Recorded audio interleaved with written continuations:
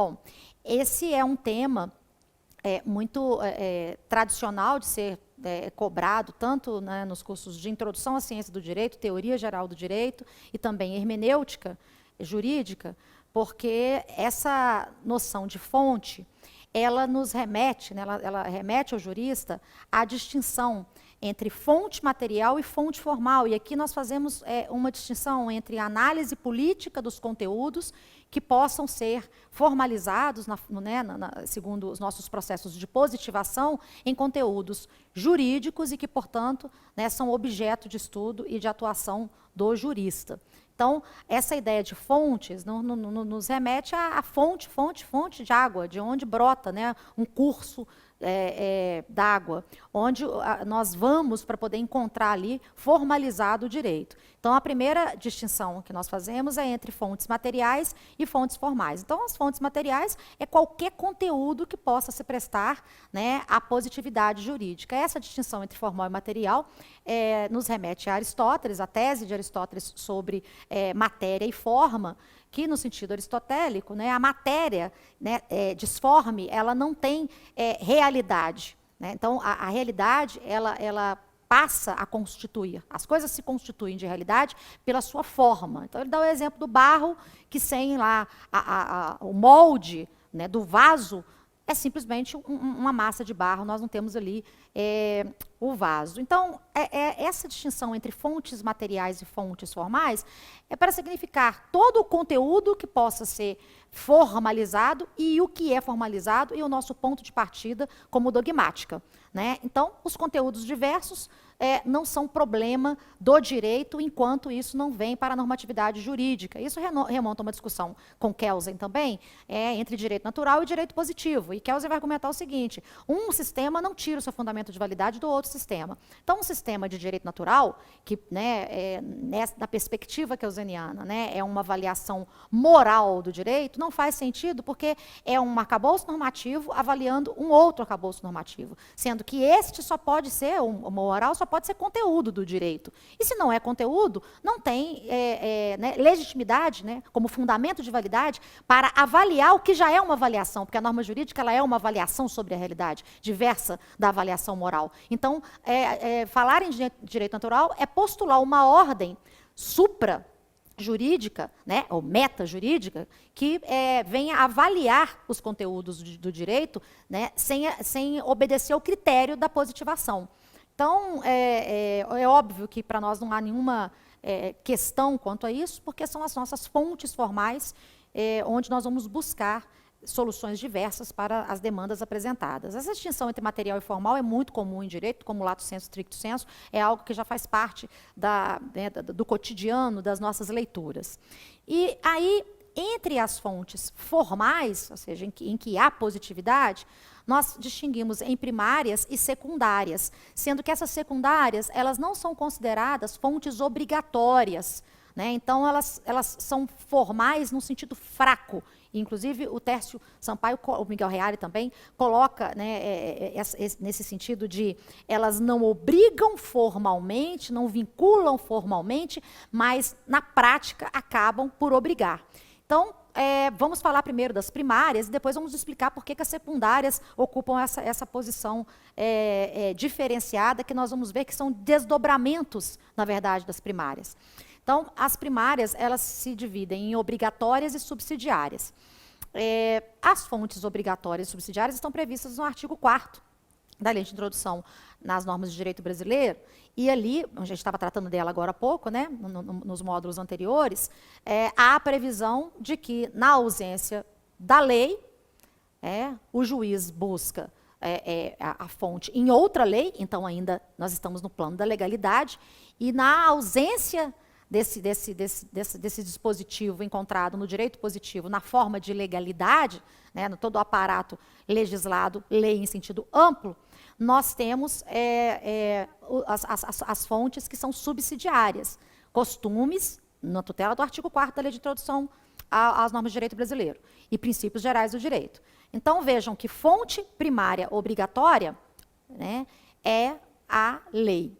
Né, e a fonte primária que vincula subsidiariamente, Então, ela obriga como fonte subsidiária, na ausência da primária obrigatória, que é a primeira que nós dispomos, são os costumes e os princípios gerais do direito. Então, vamos falar um pouco disso daqui, tratando do conceito de lei. É a definição, né, das mais complexas de uma teoria do direito, porque a palavra lei, ela aparece, no primeiro momento, como a contraposição entre o sistema continental, de tradição continental, ao sistema consuetudinário. Então, lei, a definição mais ampla que nós temos, né, para fins da técnica jurídica, é norma jurídica escrita. Então, a primeira ideia que nós temos de lei é de que ela, por exclusão, não é costume. Então, ela é uma norma jurídica escrita, enquanto costumes não são escritos. Só que isso acaba sendo uma questão que vai ser posta para nós quando a gente discute princípios gerais do direito. Porque os princípios gerais do direito não têm que ser positivados expressamente, não têm que estar escritos, porque nós podemos ter, né, a positivação no formato de decorrência, né? Então, quando a Constituição prevê que aqueles direitos, né, e princípios ali previstos não excluem outros dela, né, dos seus princípios, do seu arcabouço axiológico, inclusive, decorrentes. Então, nós temos principiologia, que é decorrente de um sistema, não tem que estar expresso, não tem que estar escrito no sistema, o princípio de proporcionalidade não está disposto lá no artigo 37 da Constituição e nem aqui no artigo 5º, que nós temos ele embutido no princípio do devido processo legal material, tal como a tradição norte-americana. Então, a primeira ideia de lei é de que é norma jurídica escrita. Só que aí, quando você assume que a fonte primária obrigatória é lei, e é óbvio que nós estamos tratando de norma jurídica escrita, porque nós estamos num sistema de tradição continental, bom, o que resta é fazer uma teoria sobre as leis. Só que fazer uma teoria da legislação demanda também um curso próprio, né, com todos os detalhes, né, que têm que ser suscitados quando você discute lei, legislação constitucional, legislação infraconstitucional, bloco de constitucionalidade. Então, essas questões técnicas nós não podemos trazer para as discussões aqui da teoria do direito. O que nos interessa aqui é discutir a legalidade, né, em sentido amplo, e o que vem a ser a supralegalidade, que é uma tese, né, nova, né, que foi proposta dentro, né, das discussões do Supremo Tribunal Federal. Então, foi construída, sob o ponto de vista jurisprudencial, não há uma declaração sobre supra ou sobre legalidade na Constituição Federal da República Federativa do Brasil de 1988. Então, temos que fazer aqui uma discussão sobre o que é legalidade e supralegalidade, supondo que legalidade, né, é uma condição que já se coloca segundo a hierarquia do sistema jurídico. Nós já vimos aqui a característica fundamental do ordenamento, que é a sua hierarquia. Então, quando eu falo em supralegalidade, eu acabo retomando a conversa sobre hierarquia. Afinal de contas, se não há hierarquia, por que haveria, né, sobreleis, né, entre a lei e a Constituição que lhe dá fundamento de validade. Então, esse conceito de legalidade para o jurista, ele varia, porque eu tenho lei em sentido formal e lei em sentido material. Então, quando a Constituição, no artigo 5º, inciso 2, prevê que ninguém é obrigado a fazer ou deixar de fazer alguma coisa, senão em virtude de lei, evidentemente que essa palavra lei está sendo tomada no sentido mais amplo, né, como nós usamos, inclusive, argumentativamente, né, quando a gente está tratando dos formatos normativos, né, das fontes, de maneira mais retórica. Então, quando eu digo a lei não prevê, no Brasil não é admitida em lei a pena de morte, eu estou dizendo, usando lei nesse sentido amplo, né, de lei como uma norma jurídica escrita, positivada na forma escrita. Não confundamos o conceito de direito positivo com direito escrito, porque no sistema consuetudinário, de tradição, né, consuetudinária, no direito positivo, ele não necessariamente é escrito, ou era. Por isso que nós falamos de tradição, porque hoje as questões elas estão estabilizadas, né, na forma de estar decisas, né, nos precedentes judiciais. Então, nós não temos o costume como nós já experimentamos no passado, inclusive no Brasil tinha o tribunal para julgar costumes, o Tribunal dos Costumes. Então, essa palavra lei é o sentido mais amplo que nós temos como norma jurídica escrita. Só que aí, quando a pessoa, né, pergunta, mas eu sou obrigado a cumprir medida provisória? Sou obrigado a cumprir um decreto-lei que foi recepcionado? Sim. E aí nós entramos nessa distinção entre lei em sentido formal e lei em sentido material. Então, segundo essa classificação, né, da teoria do direito, e que também é repetida no direito constitucional, lei em sentido formal, né, abaixo da Constituição, porque a Constituição a gente chama de lei maior, né, e as emendas à Constituição tem natureza constitucional, então abaixo nós temos leis complementares e leis ordinárias, lei em sentido formal. Lei em sentido material são todas aquelas modalidades normativas que não são lei, né, porque não passam pelo procedimento legislativo, pelo processo legislativo ordinário, mas se submetem a um processo de elaboração, né, que as positiva na forma escrita, e esse processo de elaboração a gente chama de extraordinário, e que aí no direito constitucional nós vamos ver, dentro do processo legislativo, quais as modalidades que surgem desse proceder diferenciado, que não para a confecção de lei complementar e lei ordinária. E aí nós temos lei em sentido material, porque materialmente, né, tem força de lei. É como se lei fosse, sob o ponto de vista do conteúdo dela, manda como se tivesse a forma da lei, lei complementar, lei ordinária. E tá todas na posição, né, de lei ordinária. E nós temos os decretos-leis recepcionados, decreto legislativo, né, resolução do Senado Federal, a resolução que fixa, né, a alíquota do ICMS tem força de lei. É esta modalidade normativa prevista na Constituição. E aí, os tratados internacionais ratificados, que não sobre direitos humanos, porque os tratados internacionais ratificados sobre direitos humanos, segundo, né, por disposição por força da emenda 45, né, equivale a emendas constitucionais, inclusive exige-se uma votação né, adequada para tanto. E também temos, além do decreto legislativo, nós temos a lei delegada, né, que é uma outra modalidade de lei em sentido material, né, e as medidas provisórias. Então, nós temos um plexo normativo que está aqui dialogando com a lei ordinária, né, e que, inclusive, pode revogá-la, porque é uma lei delegada, né, em que há a delegação para que o Executivo faça aquilo que deveria ser dialogado dentro do processo legislativo ordinário, na forma de lei ordinária, né, é delegado para que ele faça sozinho. Tal como na medida provisória, nas condicionantes do artigo 62 da Constituição, é também uma lei em sentido material, segundo as condições estabelecidas na Constituição. Então, aqui a gente faz essa distinção entre lei formal e lei material, e aqui uma distinção entre princípio da legalidade ampla e legalidade estrita, né? Porque aí, quando falamos de legalidade estrita ou restritividade, eu estou falando, sim, de lei em sentido formal e não em sentido material. E aí, pensando aqui em termos de cadeia, né, nós temos, abaixo da lei, a regulamentação dela e, respectivamente, a regulamentação da regulamentação dela. Então, nós temos lei, decreto, né, decreto regulamentar. Não podemos esquecer do decreto autônomo, por força da emenda 32, ele passa a ter, né, autorização para revogar leis. Por que eu digo revogar? E essa questão é muito, muito interessante. Porque o decreto autônomo nunca foi admitido no Brasil. A jurística normalmente não admitia o decreto autônomo. Admitia o decreto autônomo naquele sentido de vácuo legislativo, o decreto tratar da questão, né, com primariedade. Mas quando você pensa em relação de revogabilidade, um decreto não revoga a lei. Agora, quando a emenda 32 prevê que os cargos vagos devam ser extintos pelo princípio da simetria das formas, para revogar um decreto, eu preciso de outro decreto. Uma portaria não, mas um decreto sim, ou lei. Se o cargo foi criado por lei e ele tem que ser extinto, ou pode ser extinto, é uma autorização, né, é um fator autorizativo por lei, né, e aí há uma autorização de que ele possa ser extinto por decreto, então eu tenho um decreto dialogando com lei, né, e retirando a vigência dela e a validade, evidentemente, porque ela está sendo retirada do sistema jurídico, ela não pertine mais ao sistema.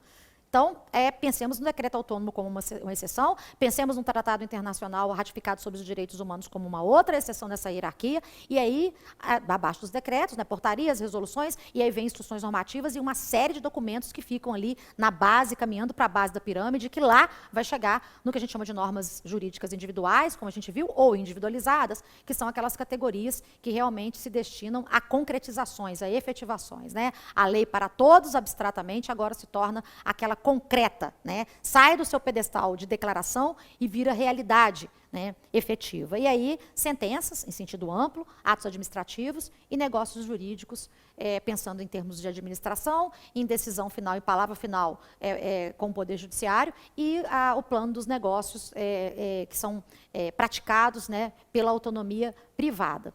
Então, aqui fica a questão da supralegalidade, né, onde entra a supralegalidade, porque entre as modalidades lá do artigo 59 da Constituição, nós não temos essa previsão expressa, né, não há essa expressão na Constituição Federal como um tipo de modalidade normativa, um diferencial normativo, um diferencial dentro do direito positivo. Essa tese foi construída, né, no recurso extraordinário 466-3431/08, que ficou muito conhecido. Essa decisão ficou muito conhecida.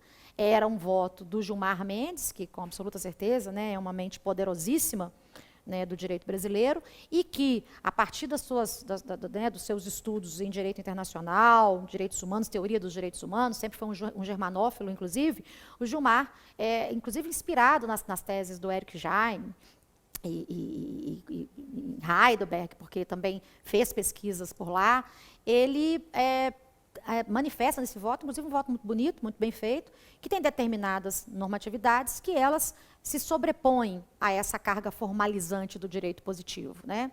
Então, esses valores que são universais, que são valores humanos universais, que são direitos humanos e que transcendem aos ordenamentos, né, pátrios, aos ordenamentos domésticos, eles gozam de um status que tem que ser reconhecido.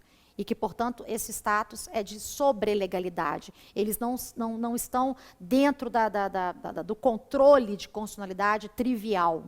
E aí, essa posição de supralegalidade, na verdade, é um entendimento que vem sendo veiculado numa decisão judicial, né, e um entendimento axiológico, porque não existe essa regra, né, expressamente na Constituição, nem escrita e nem por decorrência. A gente poderia até pensar em decorrência, sim, em virtude dos parágrafos, parágrafo 1º, parágrafo 2º, parágrafo 3º, esse que vem com a emenda 45 também para poder erigir a condição, né, de norma constitucional aos tratados ratificados sobre direitos humanos, e aí sobre esses tratados que têm conteúdo de direitos humanos, mas não têm a forma exigida pela emenda 45 e que, portanto, cairiam, né, naquela condição de lei em sentido material dos tratados internacionais ratificados, independentemente do seu conteúdo, para esses que não foram ratificados, e a casuística aqui é o Pacto de São José da Costa Rica, né, é a prisão do depositário infiel. Nesse caso, essa norma, ela tem que ser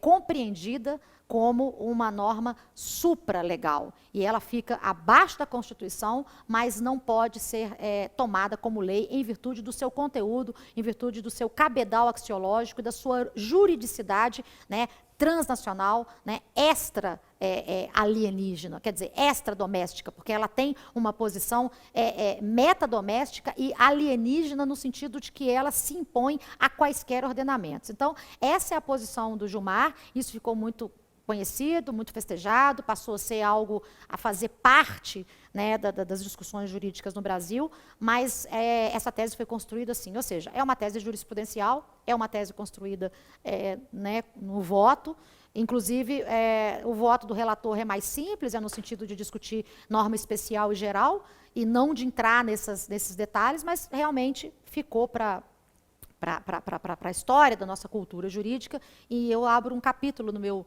livro para concursos para comentar essa posição do Gilmar, que evidentemente enriquece o debate aí sobre o conteúdo dos direitos fundamentais no Supremo Tribunal Federal. Então, me parece que, sob o ponto de vista da discussão da lei, enquanto um fenômeno complexo, e é um fenômeno complexo, até aqui, pela carga horária que a gente tem, tá de bom tamanho. Então, vamos agora para a fonte subsidiária costume. Por que eu estou falando fonte subsidiária costume? Porque lá atrás eu já coloquei que o costume é método de integração, quando eu preciso, né, de colmatar uma lacuna. Agora, quando eu trato de analogia como método ainda, né, de integração, eu estou tratando da mesma fonte, que é a lei. Então, não cabe essa discussão quando a gente está discutindo fontes do ordenamento jurídico, pensando em ordenamento como uma perspectiva, né, uma forma de compreensão do direito positivo.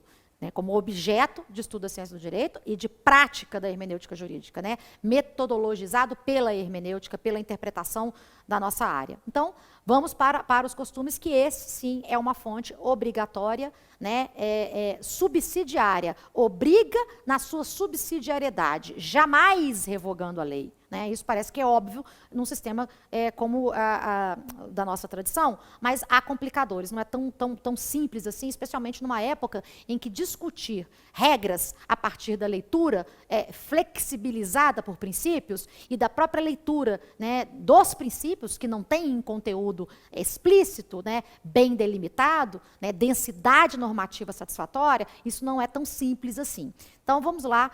Costume, definição de costume, inveterata consuetudo, opinio seu necessitatis. Então, vamos colocar o slide, tá? Aí tá aparecendo. Tá.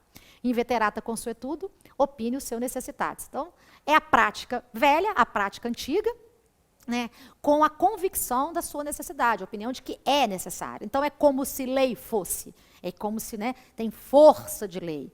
Para o direito, né, para a ética, né, para a vida moral em sociedade, né, a vida gregária humana, é lei, o costume, lá, né, informalmente para nós. Para nós é fonte material do direito. Agora, aqui, ela comparece como fonte formal, subsidiária, e que obriga, né, subsidiando a lei na ausência da lei, para que nós não tenhamos uma lacuna no sistema jurídico e o sistema se mostre falido. Então, aqui são as duas características do costume, né, a característica, o seu elemento subjetivo e o seu elemento objetivo. Então, a prática antiga, né, imemorial, né, e a convicção de que essa prática é necessária. Então, não houve flexibilização do ethos no sentido de essa exis, e aí no grego exis significa justamente a prática dos indivíduos, e o ethos, né, a normatividade onde essas práticas estão inseridas e que constituem esse ethos. O costume tem essa força, né, da vivência, de que a experiência diz que sim, é como se eu fosse obrigado por uma lei jurídica, ainda que não esteja escrito em lei. Então, aqui temos três tipos de costume. Né? A gente trata dessa questão sempre de maneira muito teórica, mas às vezes isso é cobrado por causa de algumas previsões em direito positivo que dão abertura hermenêutica. Né? E aí o costume segundo a lei, contra a lei, né, e para preencher o vazio, né, legal, né, nos casos de lacuna. Então, secundum lege, nós temos aquele costume que ajuda, auxilia, está de acordo com a lei. Ele é manejado para, segundo métodos de interpretação, teleológico, histórico, evolutivo, né, buscar elementos sociais para poder trazer sentido mais preciso, porque nós não conseguimos uma fórmula exata. Né? Não nos esqueçamos que nós não temos uma tabela, nós não temos uma tabela matemática, nós não temos uma tabela periódica. A língua comum, a linguagem vulgar é a grande regra no direito, né? Ninguém se escusa de cumprir a lei alegando que não a conhece, porque se todos os argumentos forem no sentido de que eu não conheço a lei, portanto o direito não incide, não se impõe, eu vou simplesmente, né, contra-argumentar, desconstituindo a autoridade jurídica. Então, eu não posso me apegar a uma terminologia muito técnica, e nós temos as searas mais técnicas do direito, mas falando de maneira mais rigorosa, o direito não é constituído para um grupo técnico, né, mas para a comunidade em geral. Então, o costume secundum legem, ele vem para poder ajudar a compreender a lei. O exemplo que está aqui, né, do artigo 615 do Código Civil Brasileiro, concluída a obra de acordo com o ajuste, ou o costume do lugar. O dono é obrigado a recebê-lo. Então, o costume do lugar, vejam que abertura, né, o que é costume do lugar, no sentido de compreender o que é conclusão e recepção de uma obra. E aí o famoso 155, parágrafo 1º do Código Penal, né, o furto praticado durante o repouso noturno. Né, o que é repouso noturno vai variar, ainda mais um país com as proporções com o território do Brasil, o que é repouso noturno aqui no Brasil, nós temos variações. O costume contra a legem não é admitido, evidentemente, nos sistemas continentais, os sistemas de tradição continental, mas ele já foi reconhecido, né, no Brasil. E, né, eu tenho um caso aqui que aconteceu em Barretos, em que um contrato ele foi firmado, né, e posteriormente, só havia prova testemunhal quando a regra do Código de Processo Civil exige, né, que a prova acima de tal valor não possa ser estritamente testemunhal. E aí nós temos essa decisão que está na RT 132, 660 e 662, RTJ 5463, é antiquíssimo isso. Esse julgado é citado naquele manual de introdução ao direito da Maria Helena Diniz, é o compêndio de introdução ao direito dela, mas está lá para poder vocês conferirem, em que o tribunal julga conforme o costume, e dizendo, não, nós não podemos desrespeitar o costume local, porque aquela prática ali é firmada, né, com garantia de honestidade, de veracidade, e aí se o direito toca naquilo para poder desestabilizar aquela prática, nós estamos negando uma força, né, do costume local, e que, em última instância, se a gente for pensar, o propósito do Código de Processo Civil não é esse, não é trazer prejuízo para pactos firmados, né? É não permitir que o negócio jurídico seja vulnerabilizado no momento em que ele é levado a juízo. Então, essa é uma questão que a gente poderia resolver até pela via principiológica também, né? Até porque ninguém pode usar a seu favor a sua própria torpeza. Nesse caso, é um caso de compra e venda de gado, que depois a pessoa ela retrocede, não quer receber o gado, causando prejuízo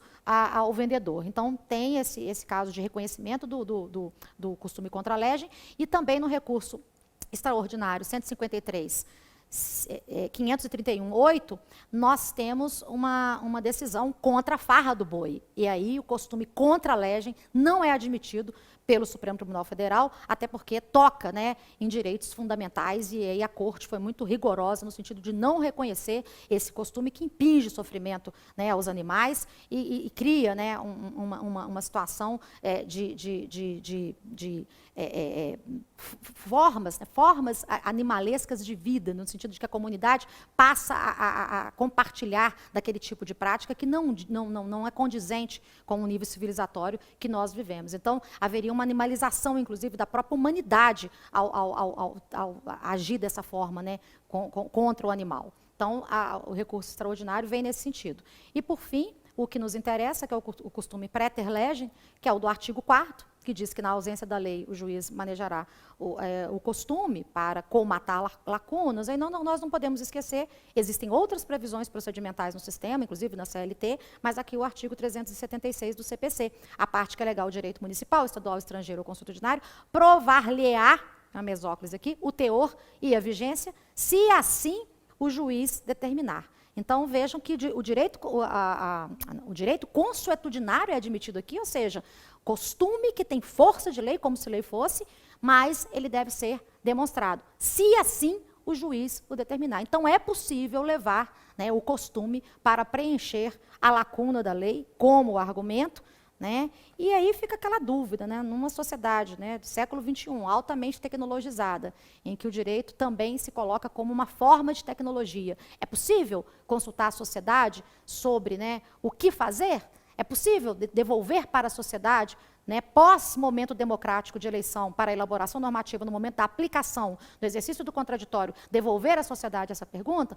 É uma questão que vai depender do caso, né, e das circunstâncias. Então, é óbvio que se eu estou julgando aqui, em Belo Horizonte, eu tenho em perspectiva uma forma, né, de vida. Se eu estou lá em Bailique, como eu tive a experiência de conhecer quando eu fui professora no nosso doutorado interinstitucional em Macapá, é uma ilha, que tem que sair pelo oceano para poder chegar lá e resolver questões cotidianas dessas pessoas, que juiz e promotor vão num barco, é uma realidade totalmente diferente. Então, ali nós temos demandas muito peculiares, né, de uma sociedade muito diversa, de um tipo de vida aqui na capital. É possível o costume? Sempre, sempre. Inclusive, quando eu não tenho que alegar o costume para preencher a lei, a ausência de lei, eu trago os costumes sempre para poder promover uma interpretação adequada da lei, sob pena de eu não exercer iuris prudência, né, que é a compreensão prudente do direito. Então, manejar costumes como fonte do direito, no caso de lacuna, é o que a gente chama, né, de julgar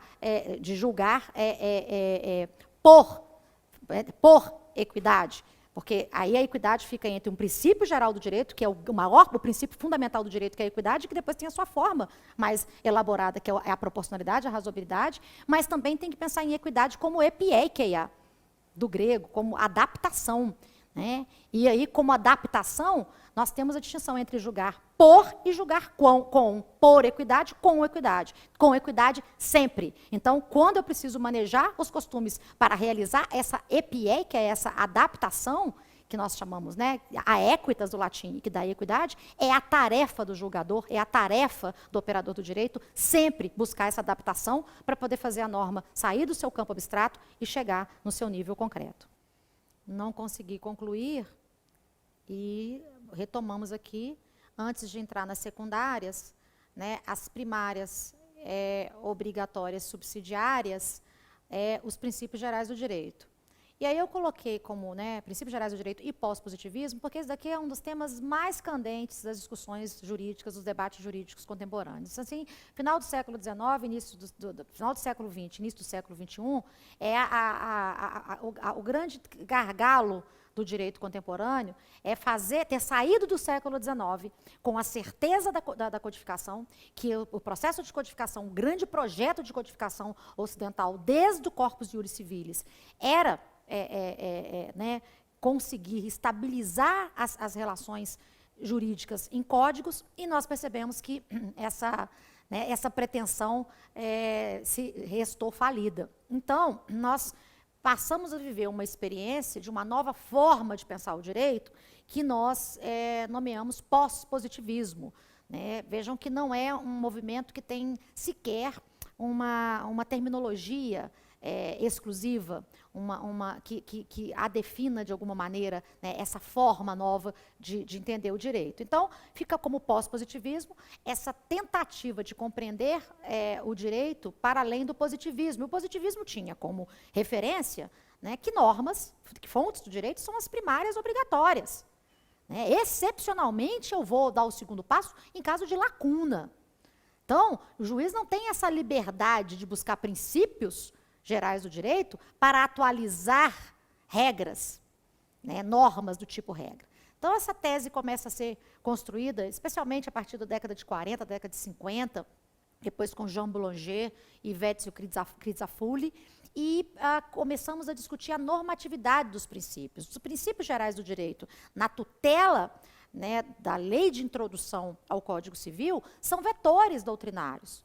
Né? São molas mestras do sistema, mas que são apontadas como princípios que dão coerência, que dão unidade para o sistema jurídico, sob o ponto de vista de percepções das mais diversas, e acabam trazendo esses princípios compreensivos de todo o sistema, mas isso é desenvolvido pela ciência do direito. Isso não faz parte do direito positivo. Em um determinado momento, não. Em um determinado momento, a gente firma a posição de que o direito positivo também é aplicado através da leitura de princípios, seja na ausência de lei, né, seja para poder esclarecer e atualizar a lei, e seja para, inclusive, dispor contra uma interpretação desatualizada da lei.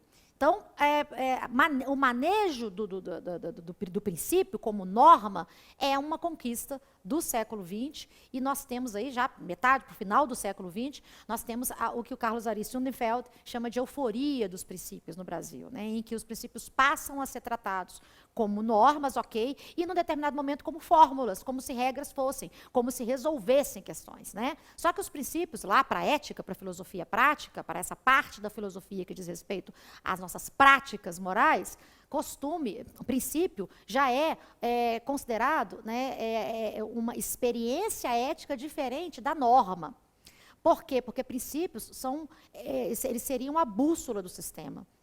Né? E as normas seriam os mapas. Então, na ausência do mapa, eu tenho o fundamento da bússola. Né? Sem o mapa, a bússola não funciona, né, efetivamente. E os mapas, quando tem desencontros, eles dependem da bússola. Então, essa é a comparação que o Yves de Latille faz sobre a distinção entre norma e princípio, mas nós precisávamos de trazer para o direito essa normatividade do princípio como um critério decisional que autorizasse ao decididor, né, poder manejar o princípio independentemente de lacuna. Ele não está adstrito ao artigo 4º. E o artigo 5º diz claramente, né, que o juiz, ao aplicar a lei, deverá observar os seus fins sociais e as exigências do bem comum. Bom, se por um aparato de princípios que foram sendo desenvolvidos nos vários ramos do direito e também os princípios gerais de todo o direito, é a forma que nós temos de realização do bem comum e atingir, né,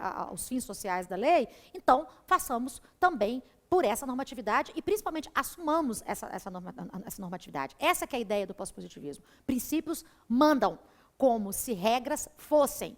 Não tem a fecundidade, a norma não tem a fecundidade do princípio.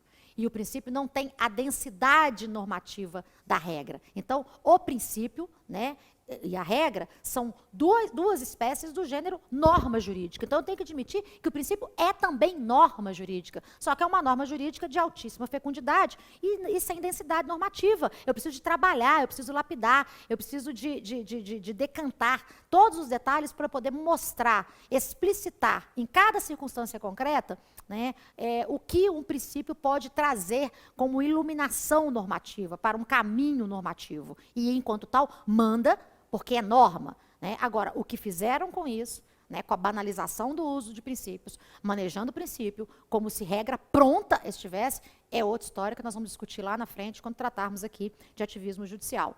Para nós, agora, vamos só entender que a forma de tutela aqui é como fonte realmente subsidiária, né? E aqui eu teria que, para poder adaptar esse artigo 4º, fazer uma interpretação, né, histórico-evolutiva dele, do artigo 4º da Lei de Introdução às Normas de Direito Brasileiro, eu teria que tomar o princípio, né, como norma obrigatória juntamente com a lei. Então, na ausência da lei ou de princípios que orientem o sistema, porque o julgador não pode se negar, se furtar a decidir, né, pelo princípio do iura novit curia, então o princípio também é fonte obrigatória, né, e não só subsidiária. Ela é a fonte primária obrigatória de primeiro nível. E não quando, na ausência da lei, eu tenho que buscar um princípio, né, ou princípios no aparato doutrinário, que é lá que se encontram, na verdade, as discussões sobre o princípio. Porque o princípio ele não tem definição e ele não tem que estar escrito no sistema de direito positivo.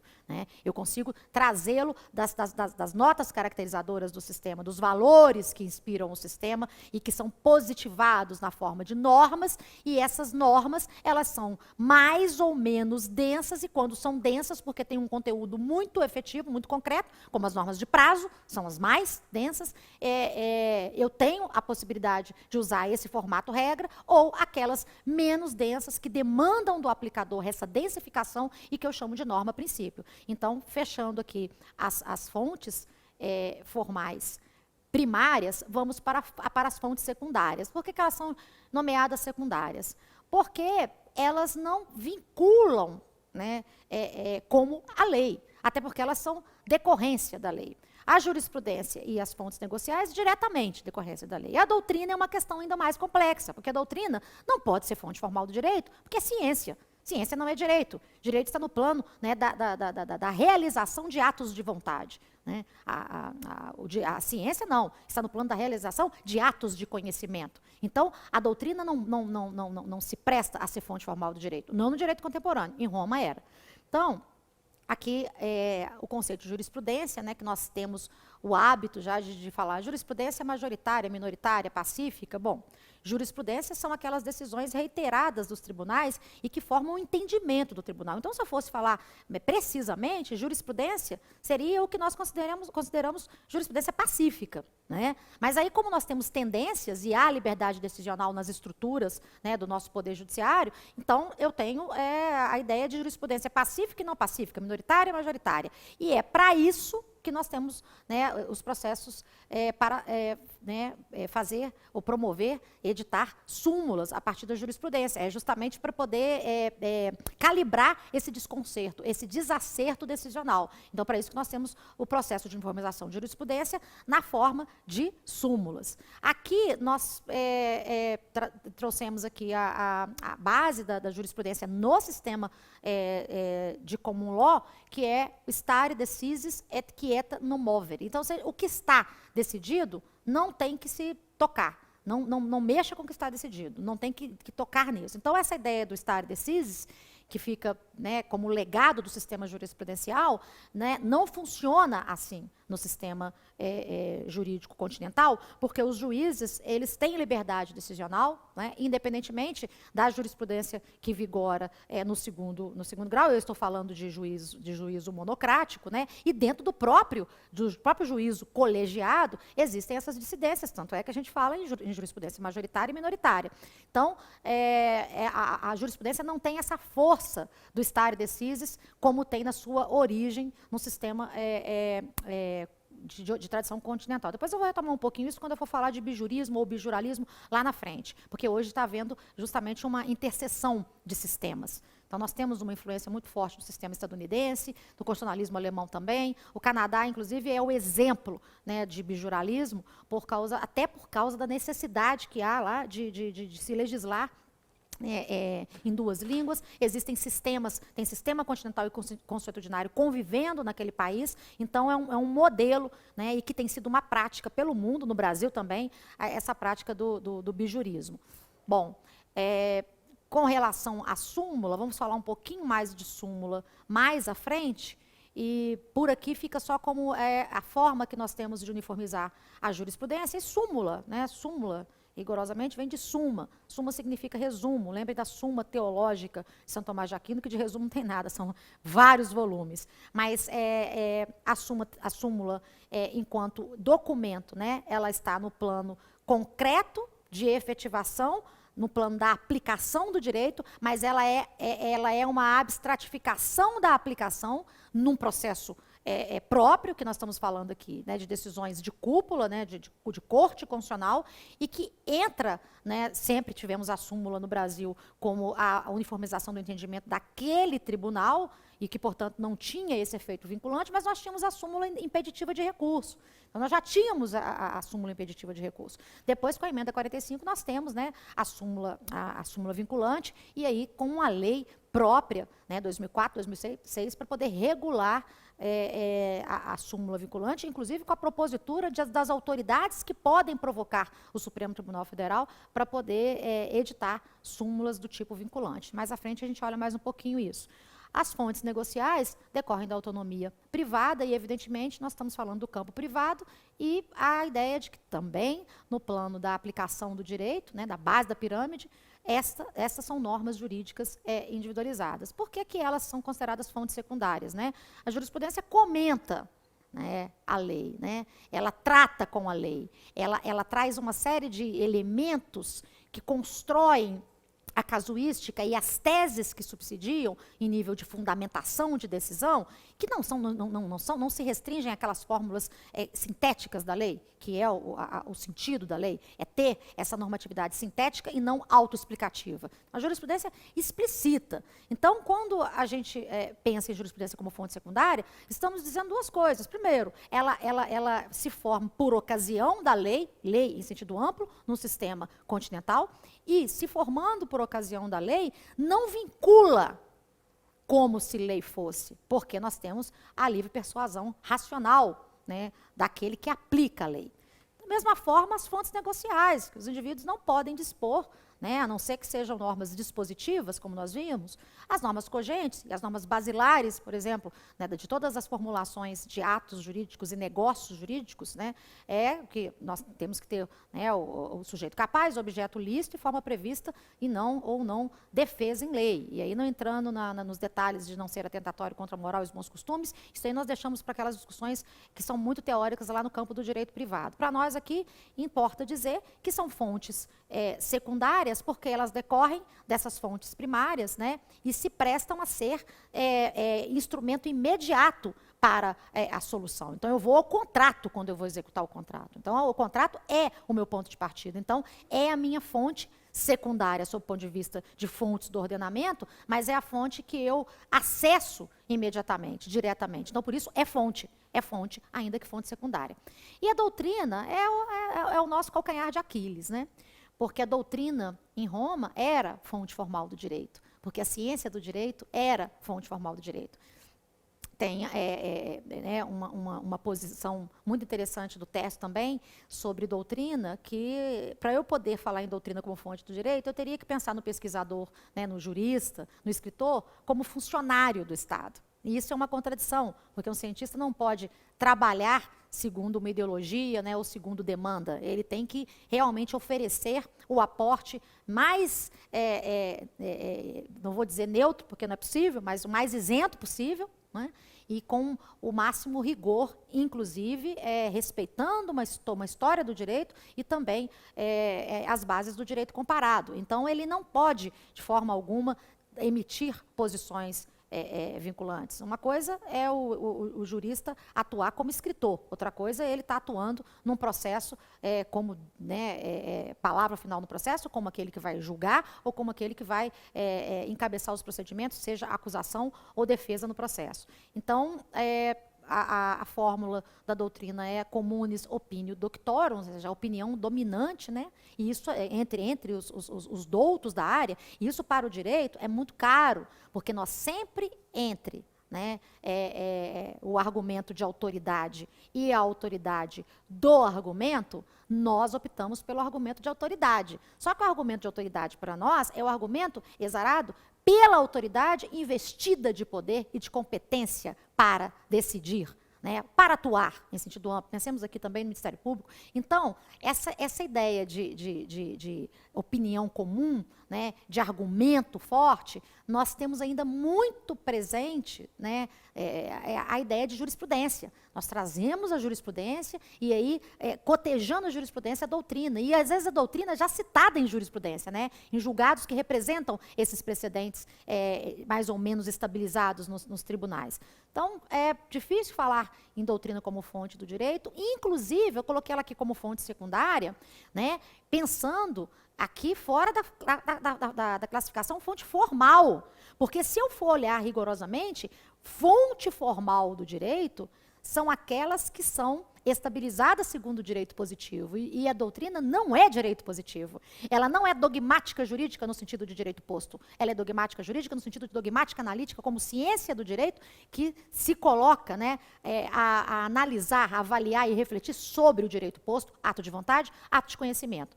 Então, a doutrina eu coloquei como uma fonte secundária porque ela é sempre posta à parte aqui. Ela é uma fonte secundária do direito, em que pese não ser fonte formal. Ela não tem formalização mínima, porque ela não passa pela estrutura do ordenamento de direito positivo. Ela passa por uma ordem diferenciada, que é do plano do saber, do conhecimento. E nós, né, sempre tendemos ao argumento de autoridade, da autoridade, porque a autoridade para nós é lei, é sistema posto, é direito positivo. E aí vale eu fazer aqui um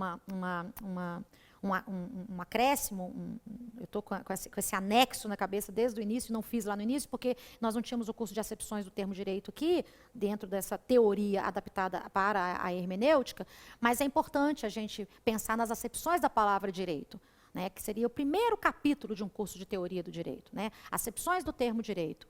Por quê? Porque o termo direito, né, ele sofre dispersão semântica, né?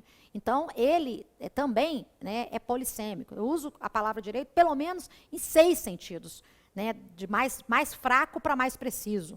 Então, direito pode ser direito positivo, que se dicotomizava com o direito natural, e que não tem mais sentido, porque essa dicotomia ela se enfraqueceu à medida em que os antigos direitos naturais foram positivados na forma de direitos humanos. Aquela luta de séculos, desde da Grécia Antiga, do antigo direito natural, nós conseguimos chamar depois, né, de direitos humanos, é uma categoria de direito positivo. Então, a dicotomia perdeu força. E aí, na ideia de direito como direito positivo, nós temos aquela outra dicotomia, que é direito objetivo e direito subjetivo, né? Norma agendi, facultas agendi, que não é mais uma dicotomia que coloca o direito posto, né, em avaliação sobre o julgamento de um direito que se sobrepõe, que seria um direito natural, como o Barhoff se refere, por exemplo, a uma constituição superior de direito natural, mas é no sentido argumentativo, no sentido de discutir axiologia jurídica, vejam, não é dogmática jurídica.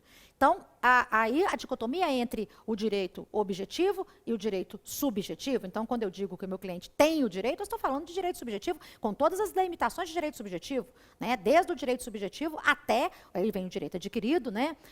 A expectativa de direito, que é uma categoria com a qual nós temos que trabalhar, até porque para fins processuais ela é importante, você falar em expectativa de direito, direito adquirido, né? E direito líquido e certo, além do direito eventual, que é aquele submetido a modalizações lá na parte geral do Código Civil. Então, tem essa dicotomia, direito subjetivo, direito objetivo. Bom, direito objetivo é sinônimo de direito positivo? Não, direito positivo pode ter sido uma norma que entra para a história, né, e que não é mais apta a gerar efeitos. Então, a gerar, né, prerrogativas na forma de direito subjetivo, na forma de subjetivação jurídica. Então, um direito positivo, a Constituição da Mandioca, de 1824, é direito positivo, não é direito natural. Eu só tenho uma dicotomia aqui, eu não tenho uma terceira via. Então, isso não é direito natural, porque passou pelo processo de positivação, tem a marca do Estado, né, e aí a palavra direito positivo vem de positum, do latim, de posto pela vontade, né, e não pensado pelo intelecto, não tem nada a ver com valor positivo ou negativo, se é bom ou ruim, se é bem ou mal, e aí eu tenho a dicotomia direito objetivo e subjetivo como sendo o direito objetivo ou o direito positivo vigente, porque eu tenho um direito positivo que é estudado como fato, como elemento histórico para ser estudado por um braço da história aqui, que usa os nossos dados, os nossos documentos como dado cultural, como dado histórico, e nós temos a história do direito. Então, nós não podemos fazer essa confusão, né? A dicotomia se estabelece entre direito objetivo e subjetivo, tal como pensaram lá os romanos. E depois eu tenho direito no sentido fraco, como direito fenômeno jurídico, né? As manifestações do direito, com todo esse caldo que nós chamamos de juridicidade, desde as concepções de justiça que se prestam à fonte material, mas aí que são inspiradas também a partir das experiências com as fontes formais, com a positividade, né, jurídica e estatal, e com outras formas de positividade, que também nós pensamos aqui em pluralismo social, pluralismo jurídico, quando nós temos o reconhecimento dos direitos das populações ribeirinhas num decreto nacional. No Brasil, nós estamos dizendo que ali há direito reconhecido, tal como aqui o direito consuetudinário é reconhecido nessa regra do Código Civil que nós acabamos de ler. Então, a palavra direito, que pode ser usada também no sentido como ciência do direito, direito que deveria ser grafado com letra maiúscula, como matemática, né, como biologia. Então, a ciência do direito a gente chama de direito, ou direito. Você vai fazer Enem, você vai estudar o quê? Direito. Qual que é o seu curso? Direito. Você é bacharel em direito. É ciência do direito. Então, além da expressão ser usada como ciência, ela ainda também é expressada como justiça, não está direito. Isso aqui não é direito assim, né? Não é justo. Não é justo, porque aí direito também é usado no sentido de justiça, que é a finalidade, né, do sistema positivo de direito. Então, quando eu uso dogmática jurídica e dogmática jurídica, eu estou dizendo que para cada área do direito positivo, eu tenho uma área que corresponde do saber jurídico, que a gente chama de doutrina ou jurística. Na linguagem de Kelsen, vocês vão ver jurisprudência com letra maiúscula para significar doutrina, para significar ciência do direito.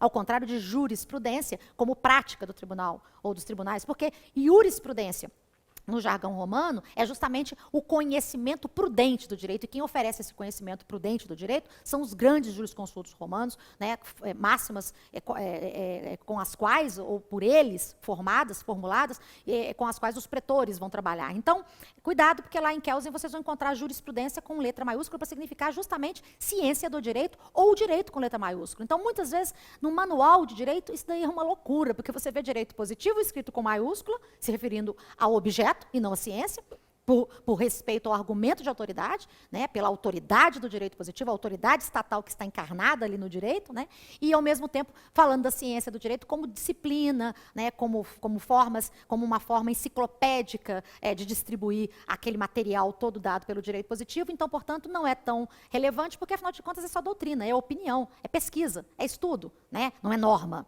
Então, nós ficamos sempre nessa tensão entre a autoridade, né, da autoridade investida como poder, e a autoridade como a autoridade que domina um determinado saber, que conhece e que é referência intelectual ali. Essa confusão, ela é permanentemente feita no direito, e eu acho que eu não vou viver para ver ela se dissolver. Então, fica aqui essas distinções da palavra direito, porque quando a gente usa dogmática jurídica, a gente pode estar querendo se referir a direito positivo, palavra direito, e aí eu só falo direito, mas está implícito que é o direito positivo, ou eu estou querendo dizer a dogmática jurídica como a ciência do direito, direito que deveria ser grafado com maiúsculo, né, e que é a ciência que estuda esse objeto, que é o objeto dogmático, direito positivo. Então, dogmática jurídica, ciência, objeto. E também nós podemos usar dogmática analítica, para pensar numa reflexão mais aprofundada sobre o direito positivo, também podemos usar dogmática analítica, e também é uma expressão bem manejada.